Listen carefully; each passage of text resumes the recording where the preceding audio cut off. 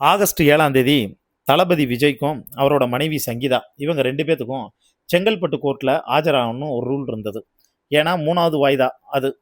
அவங்கள கவுன்சிலிங்க்கு வந்து அனுப்பணும் அப்படிங்கிற பிளான் எல்லாமே வந்து இருந்தது. 2வது வாய்தாவிலே அவங்க ரொம்ப தெளிவா சொல்லியிருந்தாங்க. எங்களால நேரடியா ஆஜராக முடியாது. வீடியோ கான்ஃபரன்ஸ் மூலியமா ஆஜராயிக்கிறோம் அப்படிங்கிற மாரி சொல்லியிருந்தாங்க. இப்ப வீடியோ கான்ஃபரன்ஸ் மூலியமா ஆகஸ்ட் 7 வந்து ஆஜராகணும். நம்ம தளபதி சட்டசபையில வந்து இருந்தாரு. அதனால அவரால கண்டிப்பா வந்து ஆஜராக முடியாது. அதே நேரத்தில சங்கீதா தரப்புல வந்து கேட்டப்ப, அவங்க ஆஜராகுறேன்னு சொல்ட்டாங்க. எந்த பிரச்சனையும் வந்து இல்ல. ஆஜரானதோட மட்டும் வந்து இல்லாம, நம்ம எல்லாரும் என்ன நெனச்சுட்டு இருப்போம், அவங்க ஆஜரானப்ப, ஓகே வழக்கம் போல வந்து பார்த்தோன்னா, வாய்தா தான். பெரிய மனுஷனுங்க கேஸ்னா அப்படியே இழுத்தடிச்சுட்டு இருப்பாங்க. இப்படித்தான் வந்து போகும். அப்படின்னு தான் நம்ம எல்லாரும் வந்து எதிர்பார்த்துட்டு இருப்போம். ஆனா, இதுல அல்டிமேட் ட்விஸ்ட்டா வந்து நடந்த விஷயம் என்னன்னு தெரியுமா? சங்கீதா தான் பண்ணது வந்து தப்பு.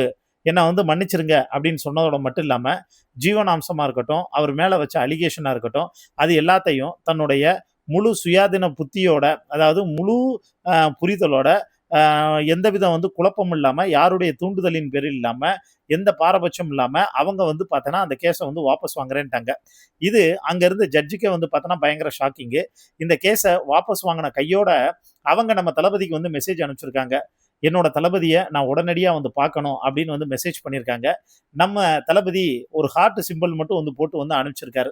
அதாவது அதிகமா வந்து பேசாம, ஒரே ஒரு மௌனம் இருக்கு பார்த்தீங்களா, அது 1000 கதைகள் வந்து பேசும்னு சொல்லுவாங்க.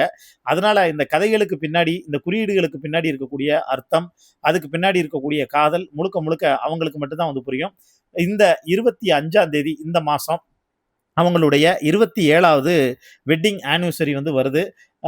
இந்த 2026 அவங்க வாழ்க்கையில மறந்தே இருக்க மாட்டாங்க. த்ரிஷா இப்ப மிகப்பெரிய மன உளைச்சல்ல வந்திருக்காங்க. ஏன்னா, எது நடக்கக்கூடாதுன்னு த்ரிஷா வந்து நெனச்சாங்களோ, அது இப்ப வந்து நடந்துருச்சு. அதனால தான் அவங்க இந்த அப்செட்ல வந்திருக்காங்க. இத பத்தி உங்களுக்கு தோணக்கூடிய கருத்துக்கள மறக்காம கீழ இருக்கக்கூடிய கமெண்ட் பாக்ஸ்ல மென்ஷன் பண்ணுங்க.